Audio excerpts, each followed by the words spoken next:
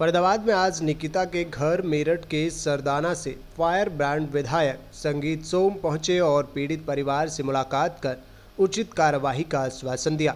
इस मौके पर उन्होंने मीडिया से लव जिहाद पर बात करते हुए कहा कि ये लव जिहाद नहीं, आतंकी जिहाद है और ऐसे जिहादियों को देश से बाहर जाना ही होगा। वहीं संगीत सोम ने पीड़ित परिवार को हर संभव मदद दिलाने का आश्वासन दिया। पीड़ित परिवार से मुलाकात करते दिखाई दे रहे यह उत्तर प्रदेश के मेरठ सरदाना विधानसभा से संगीत सोम हैं, जिन्हें पीड़ित परिवार मुलाकात कर उचित कार्यवाही का आश्वासन दिया। इस मौके पर उन्होंने मीडिया से बात करते हुए कहा कि निकिता ने बड़ा बलिदान दिया है, उसी बेटी के अपनी परंपरा को झुकने नहीं दिया। पहले से हम लोगों ने लड़ाई लड़ते आए हैं, हमारी माता बहनों ने पहले जौहर किए थे। उन्होंने कहा कि 2 साल से निकिता प्रताड़ना झेल रही थी, लेकिन वह बेटी उनके आगे नहीं झुकी और अपनी जान दे दी।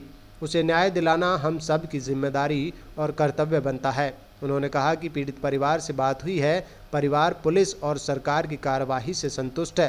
विधायक संगीत सोम ने कहा कि परिवार में कुछ मांगे रखी हैं, जिनके बारे में वह मुख्यमंत्री से बात करेंगे। वहीं उन्होंने लव जिहाद के सवाल पर बोलते हुए कहा कि यह लव जिहाद नहीं, यह आतंकी जिहाद है। ऐसे आतंकी जिहादियों को देश से बाहर जाना ही होगा। देखिए, मैं सबसे पहले तो ये कहूँगा कि जिस बेटी ने आज ये बलिदान दिया है और बेटी ने अपनी परंपरा को झुकने नहीं दिया, चूँकि हम लोगों ने तो मुग़लों से पहले से लड़ाई आज तक लड़ते आए हैं। हमारी बहनों ने, हमारी माताएं बहनों ने जौहर किए हैं पहले से। आज उस बेटी ने फिर से उसे साकार किया है और वो 2 साल से इस प्रताड़ना को झेल रही थी और उनके सामने नहीं झुकी और अपनी जान दे दी। परिवार से मेरी बात हुई है और हम लोग परिवार के साथ, और इसमें बच्ची को न्याय मिले, हम सबकी यही जिम्मेदारी भी बनती है और यही हमारा कर्तव्य है। और जैसा मैंने बात की है, सरकार की तरफ से लोग संतुष्ट हैं, पुलिस कार्रवाई कर रही है, उससे भी संतुष्ट हैं। बस हमारी यही प्रायोरिटी रहेगी कि जल्दी से जल्दी फास्ट ट्रैक में ये केस चला जाए और उन्हें फांसी की सज़ा मिले। और बाकी जो परिवार की 2, 3, 4 और डिमांड हैं वो पूरी हों, उसमें मैं भी सीएम साहब से आज बात करूंगा और बाकी ये लोग मिल ही रहे हैं, ये भी करेंगे। गृह मंत्री जी ने भी लव जिहाद पर कानून बनाने की कही है। क्या देखिए, ये लव जिहाद नहीं है साहब। प्यार में कभी जिहाद कहाँ होता है? ये तो आतंकी जिहाद है, यही आतंक है। और आतंक क्या होता है?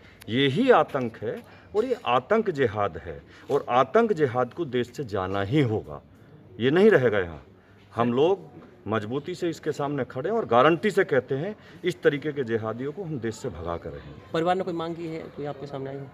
परिवार भैया, हम तो खुद परिवार है ना। जी जी। हम भी उसी परिवार का हिस्सा हैं। और परिवार की जो पंचायत अभी 2 हुई, वो 5-6 उसमें मांगे थी। सरकार की तरफ से अधिकतर वो पूरी कर दी गई है, जो 1-2 रह गई हैं। मुझे उम्मीद है कि बैठी हुई सरकार यहाँ उस पर कानून भी लाएगी और उसमें न्याय मिलेगा। देखिए, ये एक केस, ये तो इस बच्ची ने, मैं फिर कह रहा हूँ, इस बच्ची ने लड़ाई लड़ के एक समाज का नाम रोशन किया है। उसकी जान चली गई, ये दुर्भाग्य की बात है, लेकिन वो डटी रही, हटी नहीं। ये और बहुत बच्चियों के साथ हो रहा है। आगे से ऐसा ना हो, हम सबकी जिम्मेदारी बनती है। और ये लड़ाई उसी बात के लिए कि आगे से इस तरीके का जिहाद कोई ना कर पाए।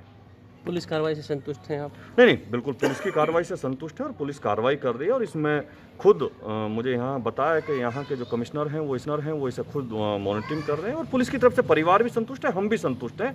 लेकिन हमें पूर्ण संतुष्टि उस दिन होगी जिस दिन हम उन्हें फांसी की सजा दिलाएंगे। ऐसे जिहादी को क्या चेतावनी है आपकी? मैं अभी बताया ना, ये जिहाद लव जिहाद नहीं है, ये आतंक जिहाद है। और आतंकी जिहादियों को देश छोड़ना ही पड़ेगा, ये मैं गारंटी से कहता हूँ। वो यहाँ नहीं